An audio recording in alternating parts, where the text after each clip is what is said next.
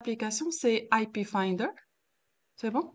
Alors ici, on va saisir une adresse IP. Donc je donne par exemple 8, 8, 8. Et on va cliquer sur Show. Alors regardez, il va nous afficher les données. Bien sûr, cette adresse IP, il se trouve où? Donc il se trouve dans la ville Mountain View. C'est en la région de Californie. Et dans quel pays? C'est en USA. C'est bon? Donc, et on va cliquer sur Show Map. Il va nous donner la localisation de cette adresse IP. C'est bon? Donc, on peut zoomer encore.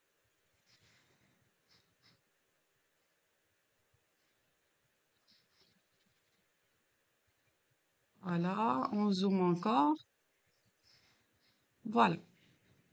Et voilà, nous avons trouvé la localisation de cette adresse IP. C'est bon?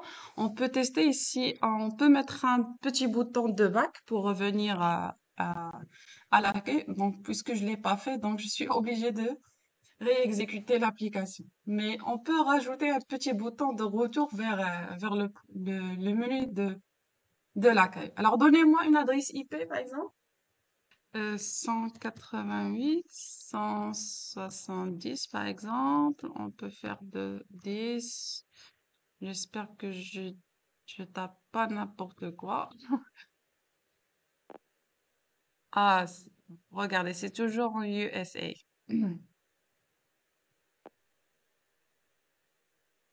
Voilà, donc c'est toujours show map.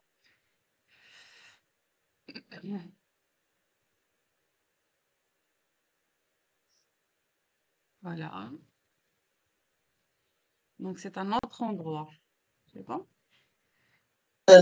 مادموزيل عافاك بغيت نسولك واش نقدروا نصايبوا اون بين نحركوا فيها في لا ماب نحركوا لادغيس حنا اونغوجيستريو اون ادغيس كيف ما بغينا وتونغيسترا عندنا في لا باز دو دوني من عند لا ماب.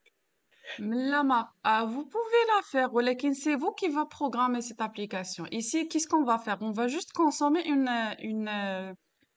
un web service qui est déjà, qui a ses propres données. Mais ça, c'est اه autre اوكي. chose. Oui, ici, donc je vais vous montrer. Donc, voici l'API REST qu'on va interroger. C'est l'API REST qui s'appelle info. Donc, la voici. Donc, voici son site. Donc, IP Geolocation API. C'est bon? Donc, ici, on peut donner n'importe quelle adresse IP. Donc, il va nous donner ces informations. Alors, donc voici les informations, mais ici, bien sûr, c'est juste l'interface d'accueil pour l'explication de l'API. Mais ici, on va interroger quoi? On va interroger un web service qui va nous donner les réponses sous format JSON. Alors, c'est quoi l'URL de ce web service? C'est le suivant. C'est bon? Il faut taper ce URL-là et ici, il faut indiquer l'adresse. On va tester Newsbeam, par exemple. Je tape n'importe quoi. Donc, j'espère qu'il... Oui, ah, d'accord. C'est à Johannesburg. C'est bon? Donc, on peut tester ça dans l'application pour qu'il nous affiche ça dans la map.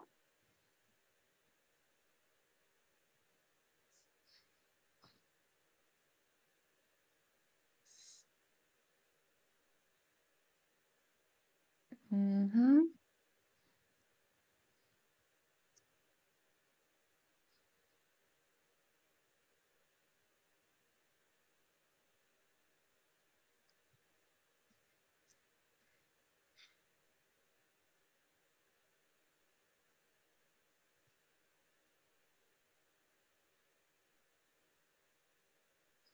Alors, c'est... Nous savons. 45, 8.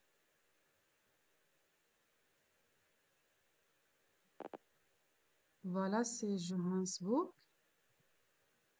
Et on va cliquer sur Show Map. On attend un petit peu. Voilà.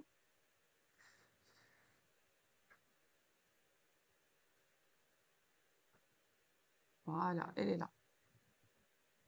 C'est bon?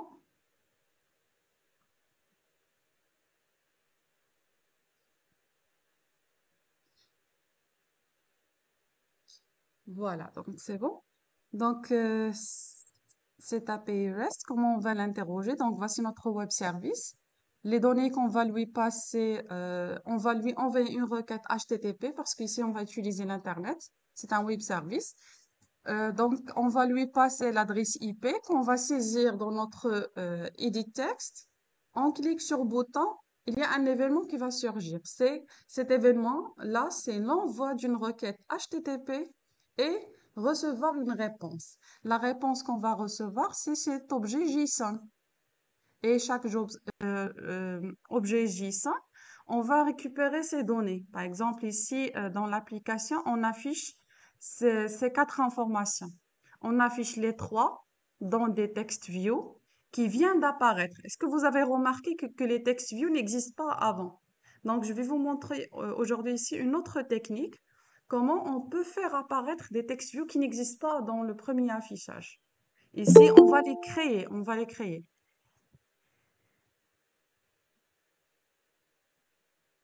Donc, on va intercepter cette réponse. On va récupérer le champ city, le champ région, le champ country et le champ loc pour la localisation. Donc, on va afficher ça dans les trois premiers dans des text view qui viennent d'apparaître. Et aussi, si vous avez remarqué, le bouton aussi show map, il vient d'être créé. C'est bon? Ça se crée. Donc, et lorsqu'on clique sur Show Map, bien sûr, on va récupérer aussi la latitude et la longitude et on va l'envoyer à une autre activité en utilisant des intents. Pour faire la navigation entre deux activités, on a besoin des intents et on va lui envoyer cette latitude et la longitude. Et dans une autre activité qui est une activité map, il va recevoir cet objet-là, latitude et longitude, il va bien sûr, l'afficher dans la carte. Alors, dans la première partie, je vais vous expliquer comment on peut réaliser cette application, comment on peut travailler avec API REST en utilisant une bibliothèque réseau. Et aujourd'hui, on va utiliser Volley. Donc, parmi les bibliothèques réseau, il y en a plusieurs. Il y a Volley, il y a Retrofit, il y a OK HTTP. Donc, on va utiliser Volley. Donc, c'est parmi les bibliothèques qui sont plus simples à utiliser. Et bien sûr, l'autre moitié de la deuxième séance, on va bien sûr travailler sur la géolocalisation. Comment déjà afficher une carte. C'est bon? Donc, on va commencer par la première partie. Donc, regardez l'application.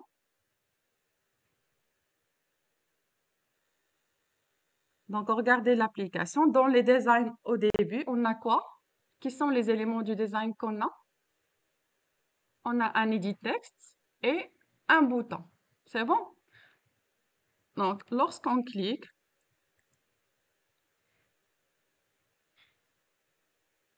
sur Show. Alors, qu'est-ce qu'on remarque? On remarque il y a trois text views qui apparaissent dans lesquels on affiche les informations qu'on a récupérées de notre API REST et un bouton aussi, il vient d'être créé. Lorsqu'on clique sur ce bouton-là, on va afficher les données dans la map. C'est bon?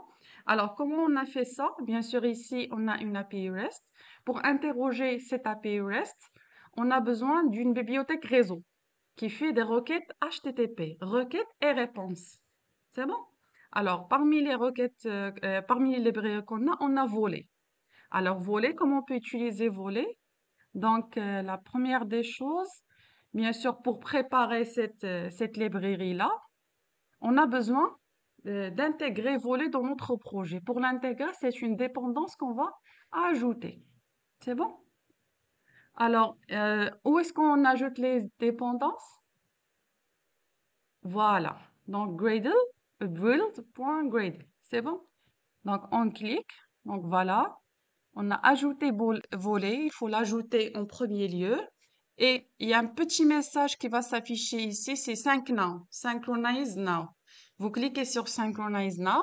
Maintenant, votre projet, il va comprendre tout le jargon, si vous voulez, tous les outils de volet. C'est bon? Alors maintenant, on a préparé tout ce qui est côté Gradle. Maintenant, on va passer, bien sûr, ici. Qu'est-ce que vous remarquez? Ici, on interroge des données qui sont distantes. Donc, on a besoin de quoi? Est-ce qu'on peut faire ça en local? Non. Alors, qu'est-ce qu'on a besoin pour se connecter? Parce que déjà, cet API REST, c'est quoi? C'est un serveur qui travaille en back-end et qui nous donne des réponses via un web service. Donc, ce serveur-là, bien sûr, il se trouve dans un endroit dans notre réseau mondial. Donc, on a besoin de l'Internet. Voilà. Donc, ici, notre application, elle doit être autorisée à utiliser l'Internet. Pour ajouter ces autorisations-là, on les ajoute où les autorisations? On va les ajouter dans le manifeste. Ici, on a besoin de 3 autorisations. C'est bon? On a la permission, c'est l'application doit être permise à utiliser l'Internet. Et aussi, ce sont ces autorisations-là, ces permissions, c'est pour la géolocalisation. Parce que ici, regardez, on a, si vous voulez, on a une précision au niveau de la géolocalisation. C'est bon? Alors, ces permissions-là, c'est pour la géolocalisation, pour utiliser, bien sûr, les réseaux, comme on a vu avec votre camarade Reda, il utilise Wana et c'est grâce aux données de Wana qu'on a pu accéder à sa localisation. Donc, ici, Access Fine Location, c'est pour les localisations très fines. Ça veut dire à 20 mètres près, à 10 mètres près, etc. Access Coarse Location, c'est avec un spectre plus large. Un bloc de ville, un bloc de quartier, etc. Donc voilà, donc il faut préparer le projet en ajoutant la dépendance volée et il faut préparer bien sûr le manifeste pour être autorisé à utiliser bien sûr l'Internet et les autres permissions, c'est pour la géolocalisation. C'est bon?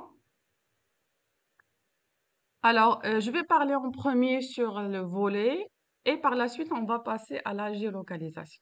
C'est bon? Alors, bien sûr, pour la géolocalisation, on a encore besoin d'une autre chose qui est la clé. On verra ça, comment récupérer la clé pour afficher une map. C'est bon?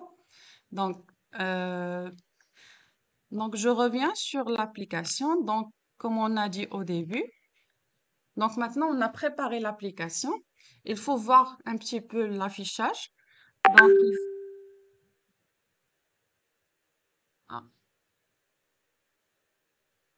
alors, je ferme WhatsApp.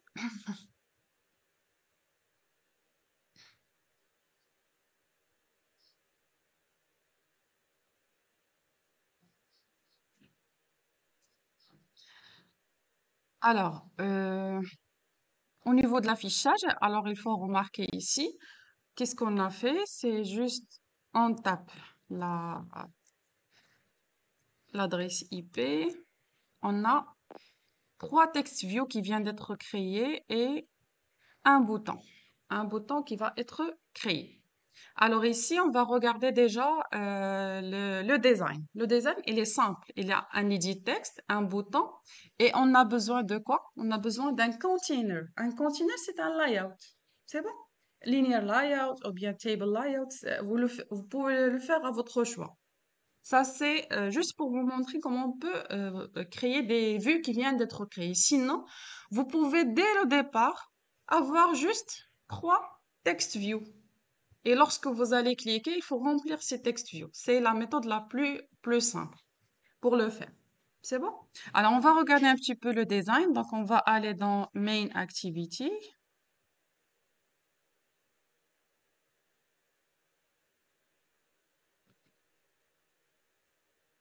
Donc, voilà, Main Activity. On va regarder son code.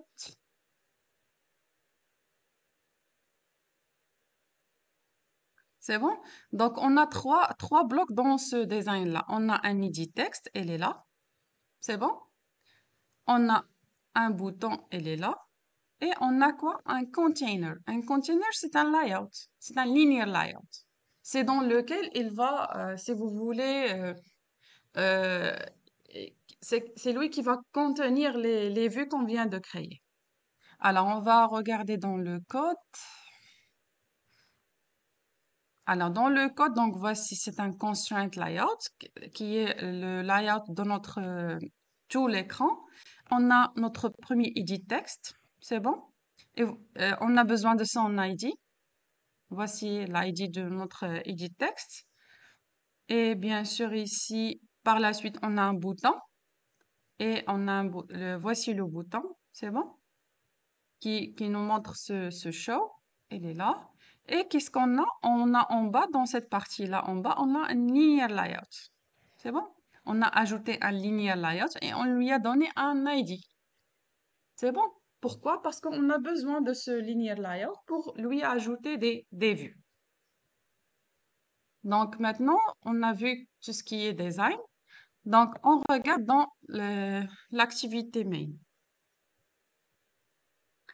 Alors ici, l'activité main, c'est une activité comme on vient de voir toujours.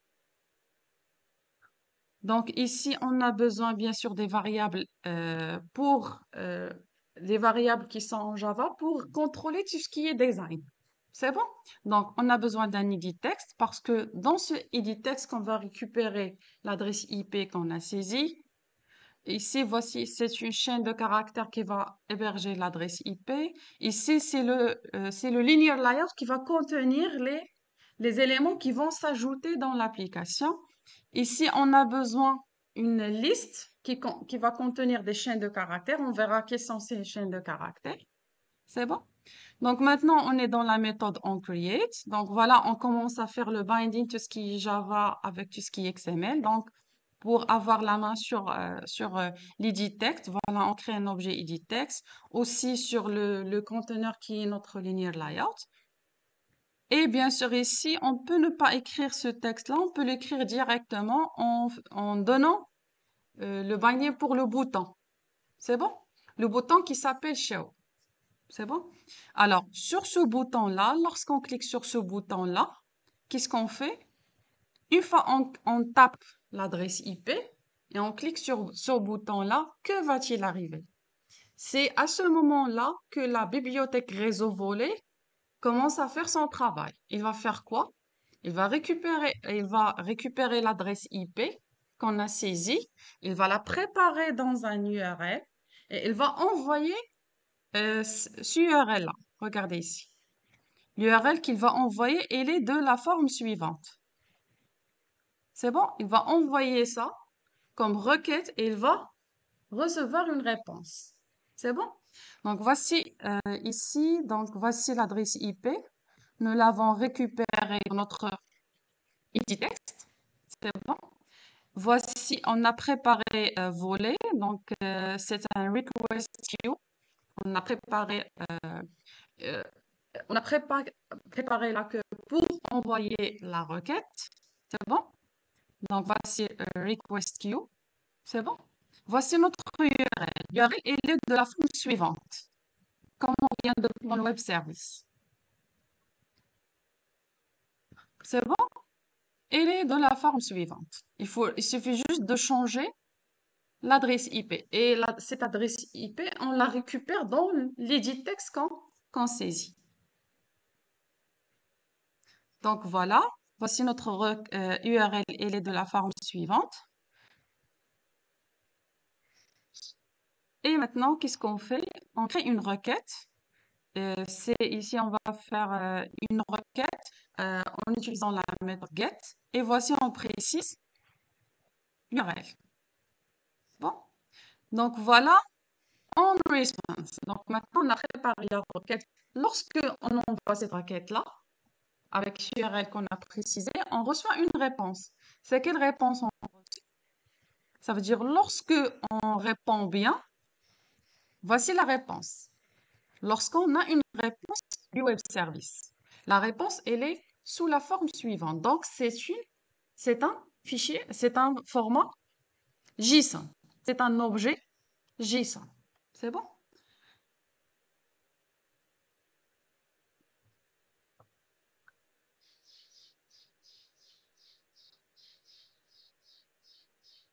Alors, on response, donc try. Donc ici, bien sûr, il faut intercepter les exceptions. Donc, dans try, qu'est-ce qu'il faut faire? Il faut créer un JSON object. Parce qu'on va récupérer un objet JSON. Qu'est-ce qu'on fait? On commence à récupérer les champs de ce JSON object. On va récupérer. Donc, notre réponse, regardez, notre réponse, c'est un objet JSON. Donc, on va recevoir notre réponse sous format d'un objet JSON. Donc, voici, on a récupéré la réponse. Qu'est-ce qu'on a besoin? On a besoin de décortiquer un petit peu cette réponse. Il faut voir quelles sont les informations dans cette réponse. Donc, maintenant, dans response ou bien response, on a reçu tout ça.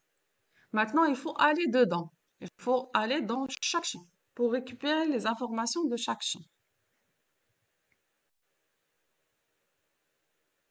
Donc, voici JSON Object. Maintenant, on commence à récupérer les champs de ce JSON Object. Donc, on va récupérer city, on va récupérer la région, on va récupérer country. Donc, on les a stockés dans les chaînes de caractères city, region and country. C'est bon? Et qu'est-ce qu'on a fait? Regardez ici. On peut faire les choses d'une manière très simple. On peut avoir ici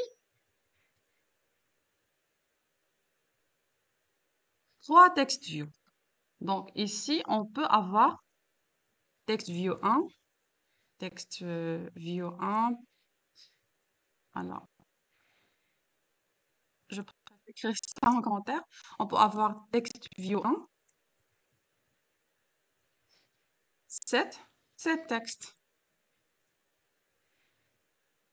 Et donc, on peut faire les choses d'une manière très, très, très simple.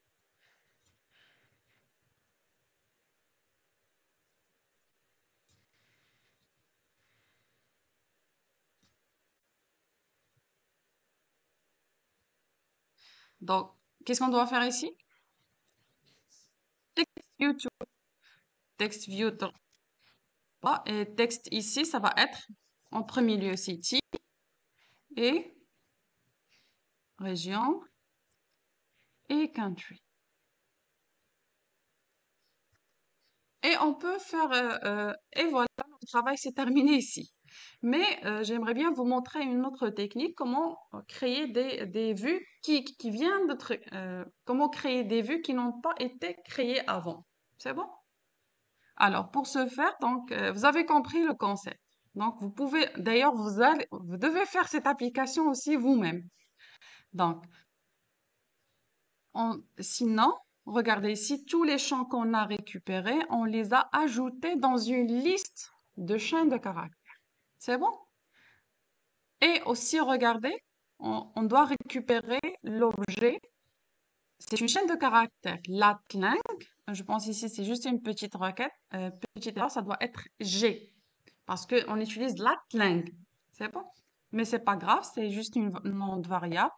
Donc, dans latling, on a récupéré aussi le champ lock. Donc, voici le champ lock. Le voici. C'est bon? On a récupéré toute cette chaîne de caractères qui va contenir, qu'on doit décortiquer par la suite et récupérer séparément la latitude et la longitude. Alors, qu'est-ce qu'on va faire? Maintenant, on commence à créer les vues. Alors ici, combien de vues qu'on a créées? 4. 3 text view. Regardez l'application.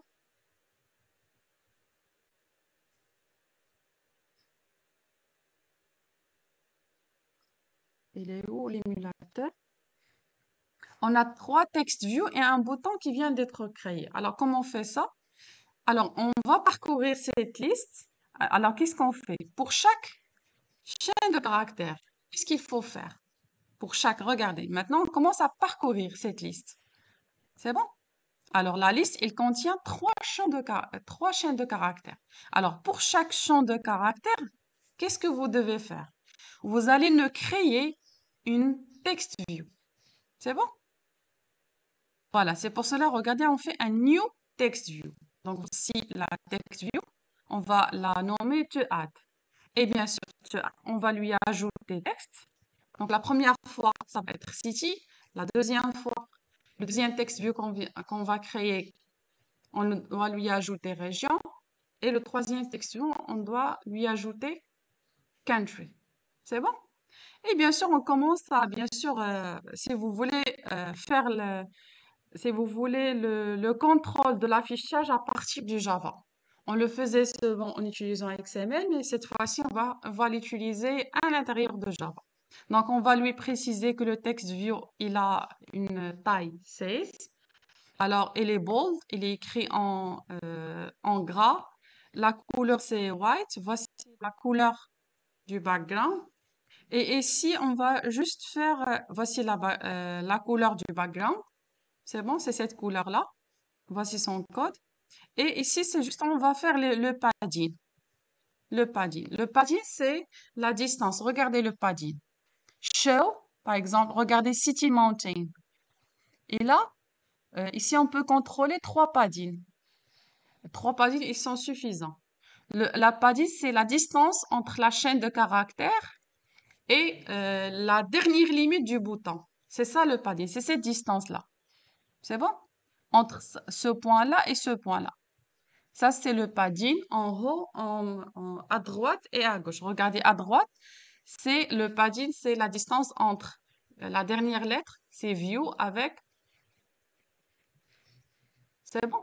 On a la chaîne de caractères, il doit être dans un endroit bien précis. C'est bon? C'est ça le padding.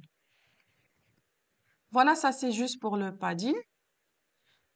Et on peut faire, regardez ici, on a ajouté, regardez, dans entre les text view, il y a une certaine marge. Donc, on a ajouté margin bottom égale à 20. C'est juste pour ajouter des marges entre chaque text view. Et voilà, on dit que bien sûr, tout ça, linear layout, on doit lui ajouter des paramètres. C'est quoi ces paramètres? C'est que la largeur et la longueur. C'est quoi la largeur du container? C'est wrap content. Il va prendre, c'est plutôt, oui, c'est wrap content. Non, wrap content au niveau de la hauteur. Parce qu'il a pris la hauteur des éléments qu'il a. Mais la largeur, on peut dire qu'il a pris la largeur match paint. C'est quoi son paint? C'est le linear layout. C'est bon. Il a pris la largeur de tout le linear layout. Et bien sûr, on doit lui ajouter les paramètres. Et regardez, on ajoute ces text view qu'on a créés à chaque fois dans quoi? Le container. Le container, c'est quoi le container? C'est notre container. C'est notre linear layout. Voici notre linear layout. C'est ça notre container. C'est bon? Donc ça, c'est juste pour vous montrer cette technique. Sinon, vous pouvez, comme je viens de vous expliquer, vous pouvez les faire d'une manière très simple en ajoutant trois text views et les remplir à chaque fois qu'on reçoit la réponse.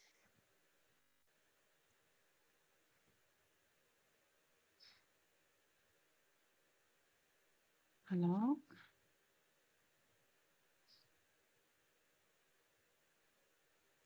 donc c'est bon.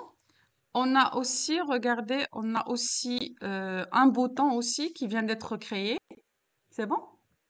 Donc, on crée un bouton. Ce bouton-là qui a le Show Map, c'est un bouton qui ici, qu'on vient de créer aussi.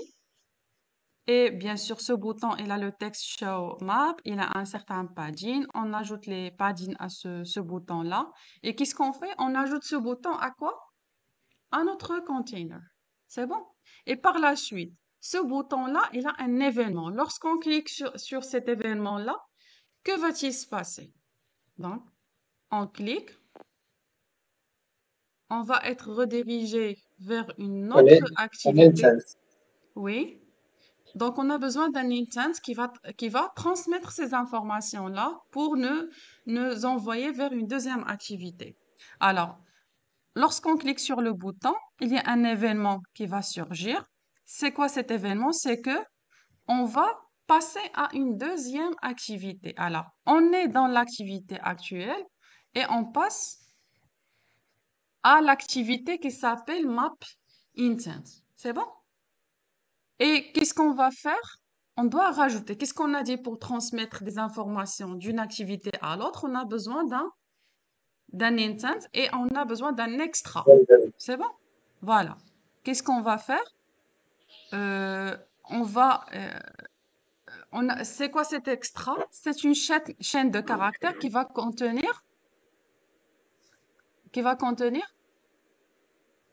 la localisation qui est une chaîne de caractères. Les données, Oui, on peut faire un bundle, sinon on peut mettre directement ça.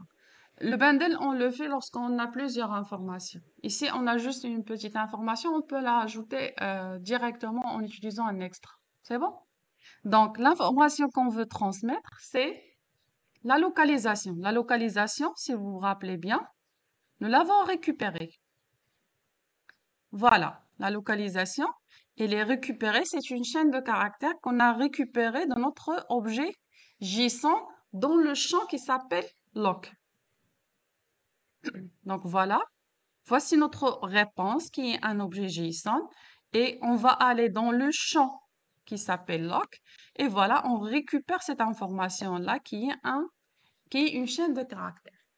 Et cette chaîne de caractères, on va l'envoyer vers une deuxième activité qui s'appelle map intent. C'est bon? Alors maintenant, on va passer à map intent. Alors,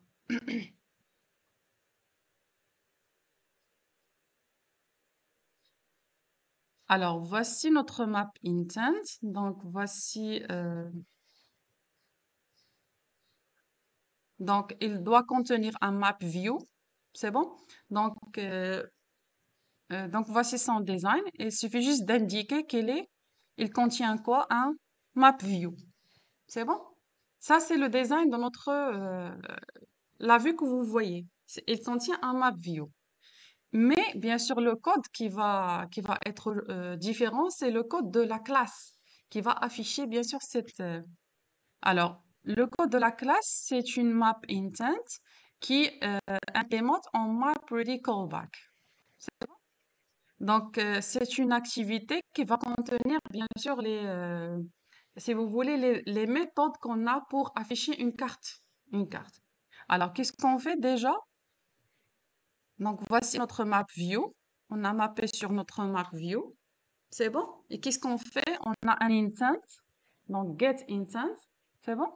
Et on va récupérer l'extra qu'on a reçu de l'autre activité. L'extra, il s'appelle la clang. Alors, je branche le chargeur.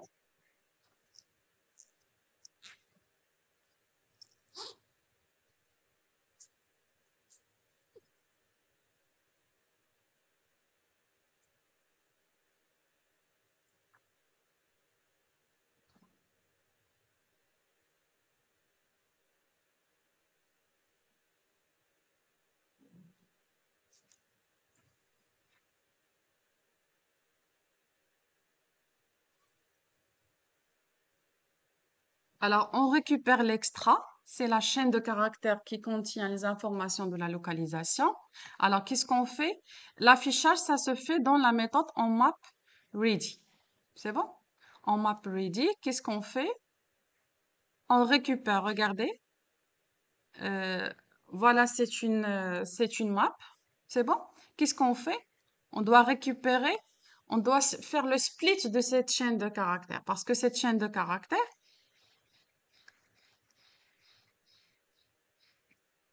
regardez. Ici, jusqu'à maintenant, on a récupéré toute cette chaîne de caractères. C'est bon? On n'a pas récupéré deux informations, une seule information.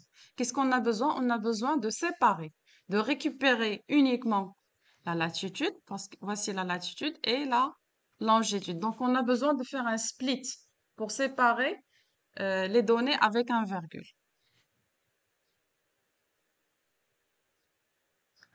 C'est bon? Donc, voici la latitude. Donc, c'est la première information avant la virgule.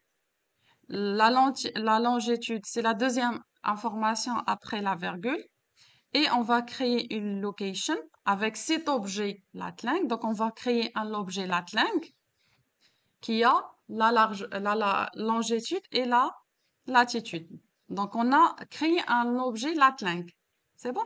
Voici la latitude et voici la longitude. C'est bon? Et qu'est-ce qu'on fait? On crée un marqueur. Voici un marqueur.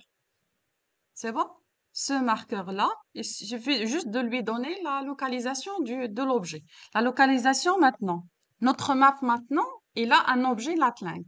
Maintenant, on est entré dans le jargon, si vous voulez, dans la syntaxe des maps. On a créé un objet latling.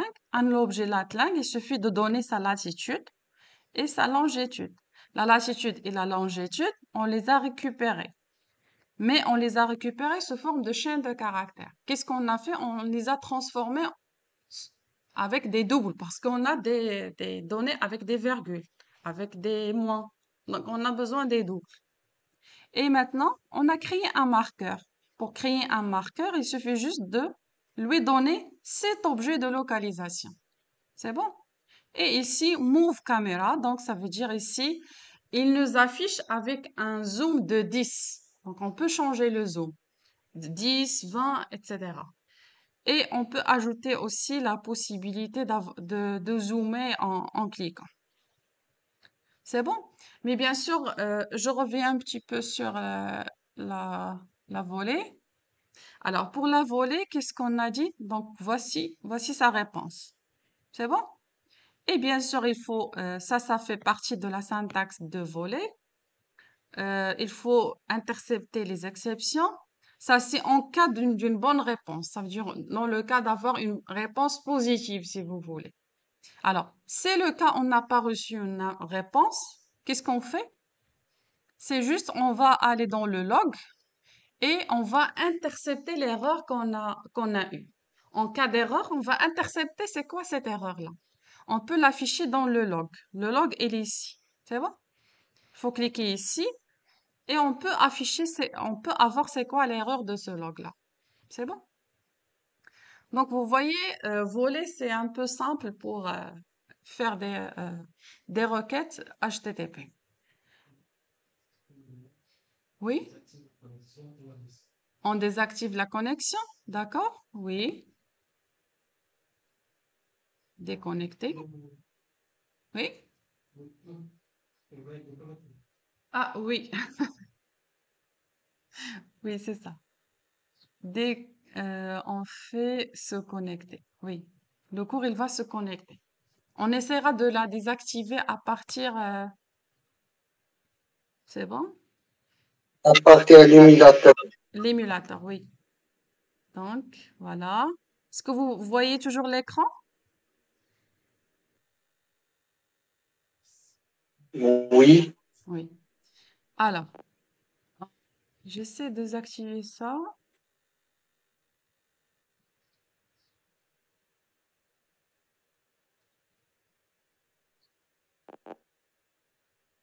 Voilà, on désactive. Voilà. Et on teste.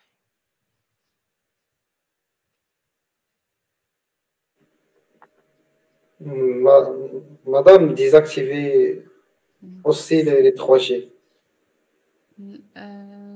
Projet de l'émulateur. Oui, oui.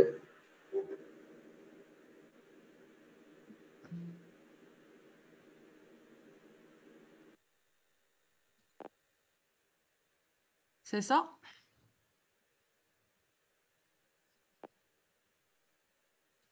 Turn off. Done. Alors, on réexécute l'application.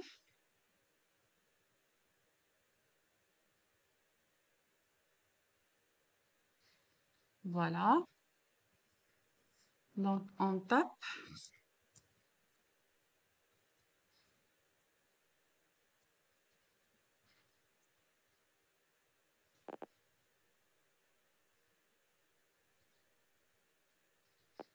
Donc, on peut faire même un message qui s'affiche, c'est quoi le type d'erreur. Donc, on va regarder dans le log 4. Déjà, il y a des exceptions. Alors, je fais un clear.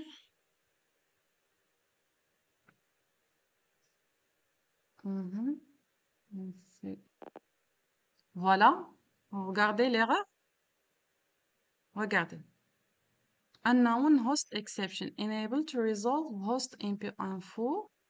No address associated with host name.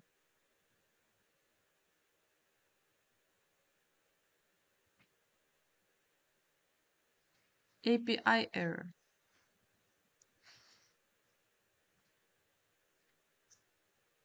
Donc, on clique sur Show.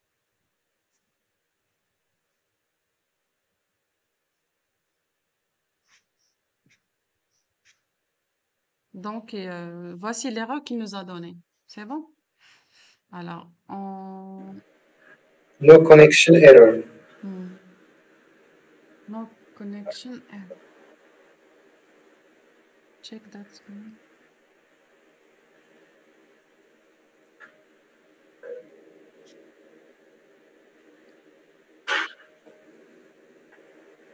Il est mentionné en premier. Voilà. Oui. No connection error. Mhm. Ben, c'est ça le type de l'erreur qu'il a pu intercepter. Donc, il n'a pas pu se connecter au nom du domaine. Il n'a pas reconnu ça. Donc, on active. On active.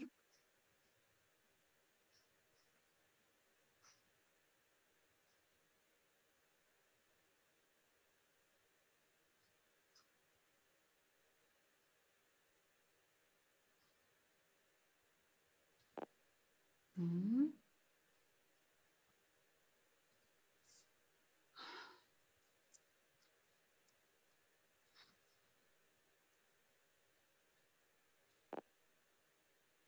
Donc, ouais, maintenant, ça marche.